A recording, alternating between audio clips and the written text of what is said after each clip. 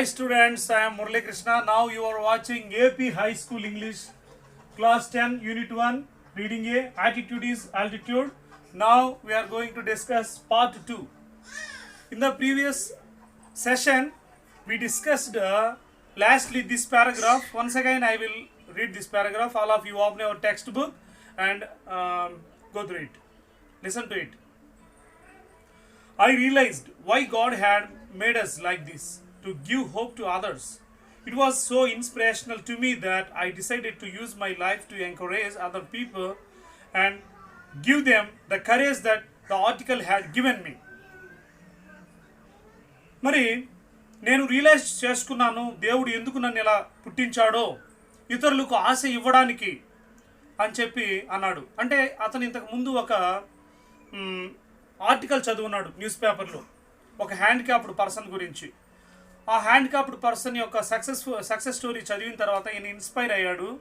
అదేవిధంగా చాలామందిని ఇన్స్పైర్ చేద్దాము అని ఇతను అనుకున్నాడు అనమాట. ఆ ఆర్టికల్ ఇచ్చినటువంటి కరేజ్ని వేరే వాళ్ళకి ఇద్దాం అనుకున్నాడు. Next, I decided to be thankful for what I do have, not get angry about what I don't. మరి అంతేకాకుండా నాకు ఏముందో దాని గురించి దేవుడికి కృతజ్ఞతగా ఉందాం. నాకు లేని దాని గురించి దేవుడిని దూషించాల్సిన అవసరం లేదు, కోప్పడాల్సిన అవసరం లేదని కూడా తెలుసుకున్నాడు. I looked at my self in the mirror and said, you know what the world is right, that I have no arms and legs, but they will never take away the beauty of my eyes. చూడండి, నేను అద్దం ముందు చూసుకుంటాను, ప్రపంచమంతా నాకు కాళ్ళు చేతులు లేవంది, కానీ నా కళ్ళలో ఉన్నటువంటి అందాన్ని తీసుకుపోగలదా అంటే ఇతని కళ్ళు చాలా అందంగా ఉంటాయన్నమాట. I wanted to concentrate on something good that I had. కాబట్టి నాలో పాజిటివ్గా, నాలో ఎనర్జెటిక్గా ఉన్నటువంటి దాని మీద నేను దృష్టి పెడతాను, నాలో లేని దాని గురించి నేను పట్టించుకోను అనే విధంగా ఆయన చెప్పాడు. The challenges in our lives are there to strengthen our convictions. They are not there to run us over, said Nick. ఈ పారాగ్రాఫ్లో ఛాలెంజెస్ మీన్స్ ప్రాబ్లమ్స్ అంటే సమస్యలు, స్ట్రెంగ్థెన్ టు మేక్ స్ట్రాంగ్ అంటే బలపరచడం అన్నమాట, కన్విక్షన్స్ బిలీఫ్స్ నమ్మకాలు, రన్ ఓవర్ ఎక్సీడ్ అధిగమించడం.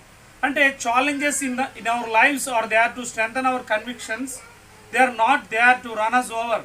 Sir Nick అంటున్నాడు, జీవితంలో సమస్యలు మన నమ్మకాలని, మన బలాల్ని అంటే మనం నమ్మిన దాన్ని ఇంకా బలపరుస్తుంది, కానీ సమస్యలు అనేటివి బలహీనపరచమన్నాడు. మరి they are not there to run us over. మరి ఈ సమస్యలు అనేటివి మనల్ని మించిపోవు, మన అదుపులోనే ఉంటాయి అనేసి నిక్ అన్నాడు. ఇప్పుడు మనం కాంప్రహెన్షన్ ప్యాసేజ్ గురించి చూద్దాం.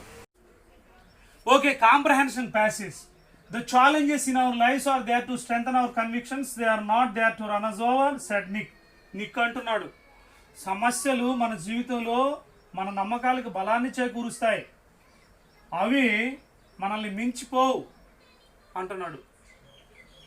మరి దీనికి ప్యాసేజ్ క్వశ్చన్స్ చూద్దాం. Pick out the word that means problems from these lines. ఈ లైన్స్లో ప్రాబ్లమ్స్ సమస్యలు అనే అర్థం ఉన్నటువంటి వర్డ్ ఏంటి? That is challenges. So we can write the word that means problems from these lines is challenges. Okay, or simply challenges. Next question, what do you grasp from these lines? Positive attitude or negative attitude? మరి ఈ లైన్లో మనకి పాజిటివ్గానే చెప్పున్నారు, నెగిటివ్గా ఏం లేదు. కాబట్టి ఖచ్చితంగా మనం ఏం రాయొచ్చు? I grasp positive attitude from these lines. Okay, ఇలా రాయొచ్చు. అంటే సింపుల్గా positive attitude, positive attitude. Next question, what do you they refer to? ఇక్కడ దే అంటే ఏంటి? దే అంటే ఛాలెంజెస్. మరి they are not there to run us over. ఈ ప్రాబ్లమ్స్ అనేటి మనల్ని మించిపోవు అన్నాడు, ఇవి అవి అన్నాడు. అంటే అవి అంటే ఏంటి? Challenges. So they refer to challenges. They refer to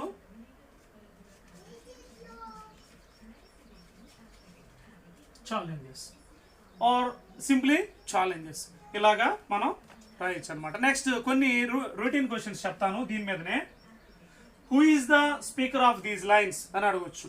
who is the speaker? Nick Vujicic. ఇంకా కూడా what is the word that is opposite in meaning to weaken అంటే బలహీనపరచడం అనే అర్థానికి వ్యతిరేక పదం ఏమైనా ఉందా అని అడగవచ్చు. అదేంటి? స్ట్రెంగ్తెన్. ఇలాగనమాట.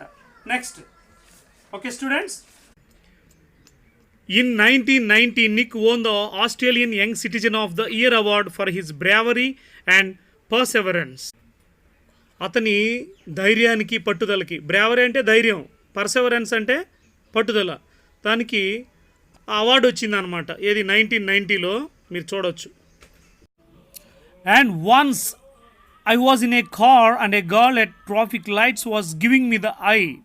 She could only see my head, so I decided to do a 360 in the car seat to freak her out. Her face was like, "Ooh, what is going on?" She sped off really quickly. ఒకరోజు Nick చెప్తున్నాడు, ఒకరోజు నేను కారులో ఉన్నాను, ఒక girl traffic lights దగ్గర నన్ను చూసింది. అంటే she could only see my head, నా తల మాత్రమే చూసింది. కాబట్టి నేనేమనుకున్నాను, ఆమెను భయపెట్టాలి. ఫ్రీక్అవుట్ మీన్స్ భయపెట్టడం లేదా కోపం తెప్పించడం. అంటే cause someone to anger or fear. మరి ఆమెకి భయపెడదామని చెప్పి 360 యాంగిల్ అలా తిరగదాం అనుకున్నాను, అంతే. Her face was like, what is going on. She sped off really quickly. అలా తిరగగానే ఆమె నన్ను చూసి పారిపోయినంత పని చేసింది. టార్సో కదా, కాళ్ళు చేతులు లేవు, భయపడి ఉంటుంది అనుకుంటున్నాను నేను అని చెప్పాడు. ఖచ్చితంగా భయపడి ఉంటుంది ఆమె.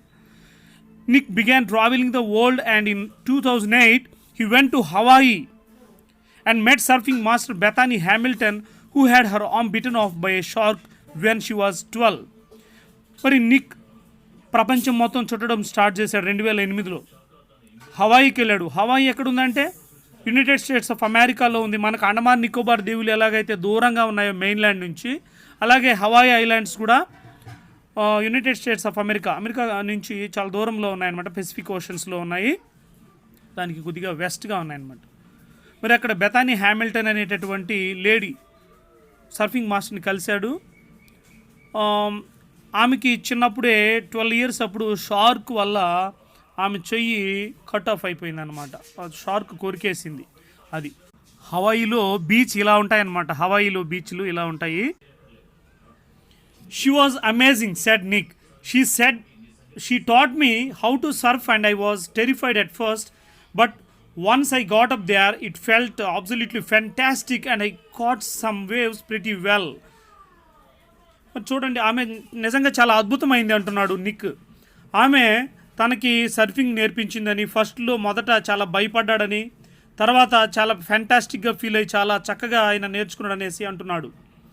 Nick quickly learned how to do the 360-degree spins on his board, a feat that got him on the cover of Surfer magazine within 48 hours. మరి చాలా స్పీడ్గా నేర్చుకున్నాడు. ఎంతగా అంటే 360-degree స్పిన్ కూడా తన సర్ఫింగ్ బోర్డు మీద వేయడం నేర్చుకోవడంతో మ్యాగజైన్లో కూడా అతని ఫోటో ఒక 2 daysలోనే 48 hours మ్యాగజైన్లో ఆయన ఫోటో వచ్చిందనమాట. No one has ever done that in the history of surfing, he said, but I have a very low center of gravity, so I have got pretty good balance. ఈ surfing హిస్టరీలో ఇంతవరకు ఎవరు చేయలేదు అంటున్నాడు ఆయన. ఇంకా కూడా ఆయనకి తక్కువ గురుత్వాకర్షణ బలం భూమి వైపు నుండి ఉండడం వల్ల, అంటే భూమి యొక్క ప్రభావం అంతగా పడకపోవడం వల్ల ఇలా బ్యాలెన్స్ బాగా చేయగలిగానని చెప్తున్నాడు. He has visited different countries all over the world. The football fan is now a motivational speaker and has traveled to over 24 countries speaking to groups of up to 110,000 people. That means 110,000 people. మరి చాలా దేశాలు తిరిగాడు ఆయన. ఒకప్పుడు football ఫ్యాన్గా ఉన్న అతను ఇప్పుడు motivational speaker, అందరినీ మోటివేట్ చేస్తాడు. సుమారు 24 దేశాలు పైగా తిరిగి ఎన్నో లక్షల మందిని వాళ్ళతో మాట్లాడున్నాడు అనమాట.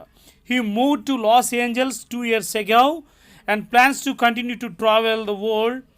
This year he will visit South America and the Middle East.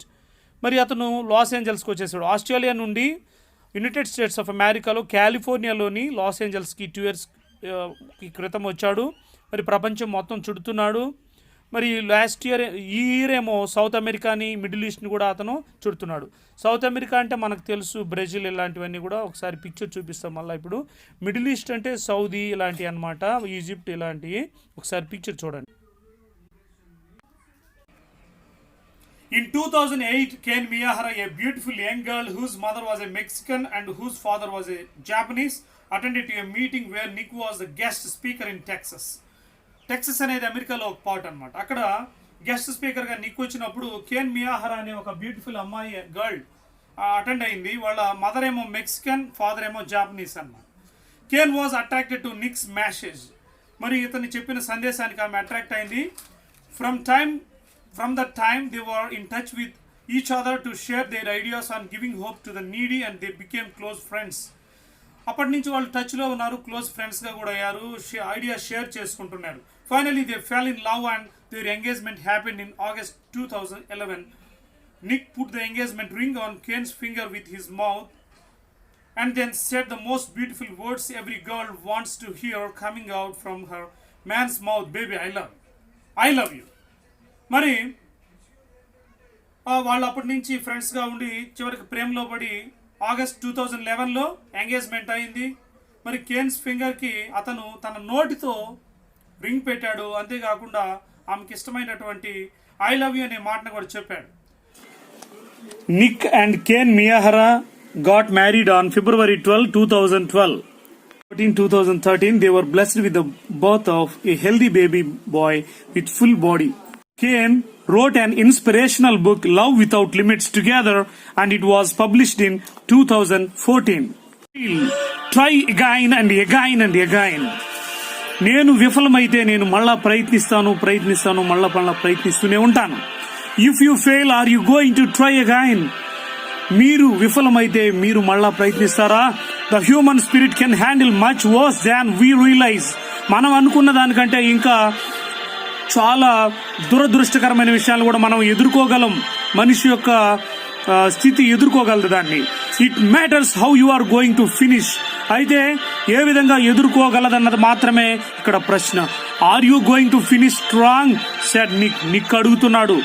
మరి దృఢంగా మంచిగా నువ్వు చేయాలనుకున్నటువంటి పనిని నువ్వు ముగించబోతున్నావా అన్నాడు.